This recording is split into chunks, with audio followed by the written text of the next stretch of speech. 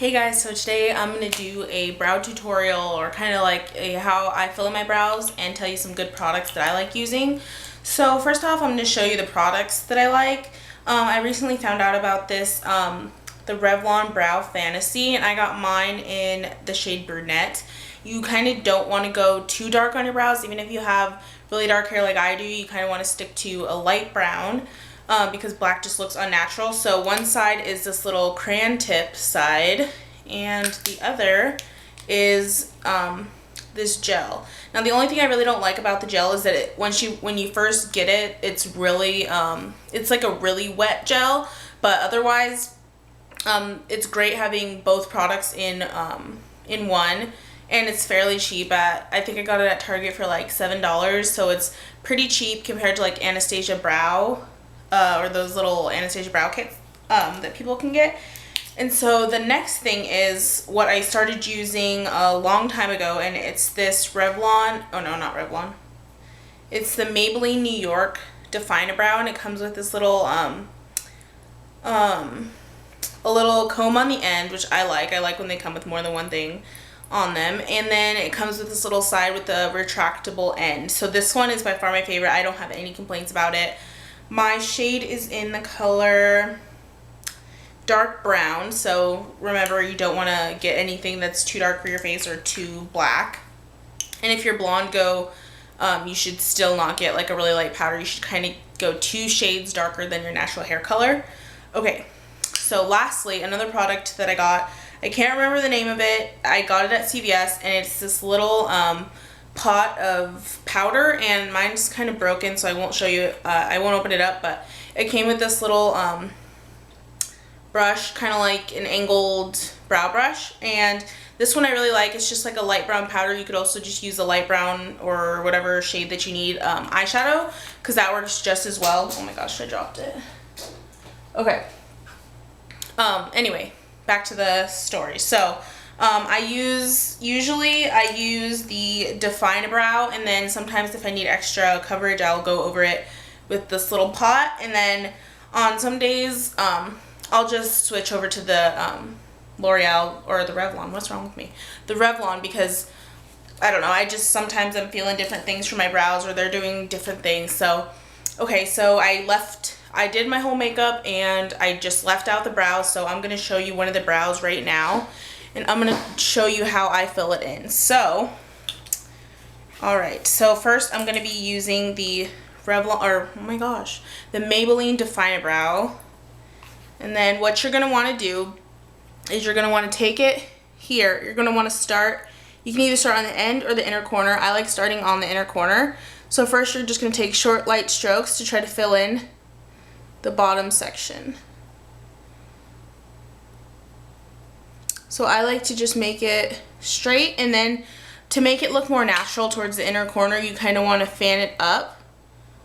I like to go up like this, just so it's not like a straight line at the bottom. And that's just going to make it look more natural at the inner corner, because you don't want it too harsh there, or it looks kind of fake. So then what you're going to want to do is define the tail area. So you're going to want to start on right where your arch is in the middle, and then you're going to want to follow your natural shape using, again, I said light and short strokes.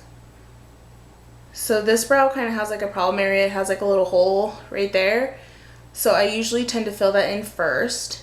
And then I'm going to go down to the tail, making it less dark than the top area here at my arch.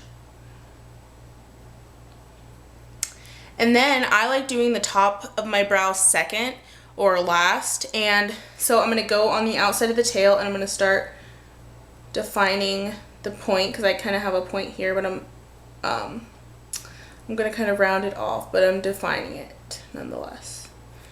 So as you can see, it's getting a little thicker, and it looks just a little bit more structured than my other brow. So I'm going to just finish off at the top doing light short strokes like this. And the key to this really is just to follow the natural shape of your brow, and you really want to focus doing light and short strokes if you're using any type of pencil product.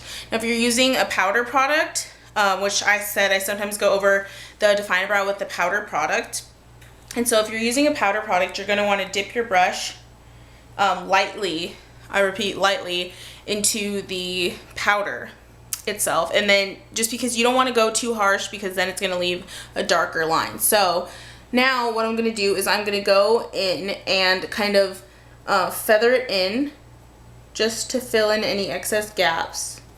And this, oops, sorry guys, just to fill in any excess gaps. And it's going to make it look a lot more polished off than if I skipped this step, because I used to just do the pencil and it didn't look quite as good.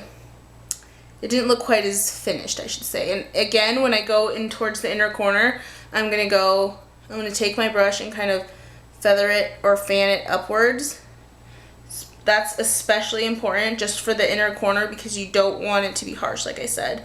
You kind of want that to be the least darkest area. So I hope you guys can tell the difference from this brow to this brow. It's a lot more defined, and I think overall better looking brows definitely define your face, and I think it's definitely something that everyone should pay attention to, because they really do give you that overall makeup look and give you a really clean, sharp line. So then nextly, sometimes I do this, sometimes I don't. You don't have to if your brows are kind of short like mine are. I'm going to take the Brow Fantasy and I'm going to use the gel side.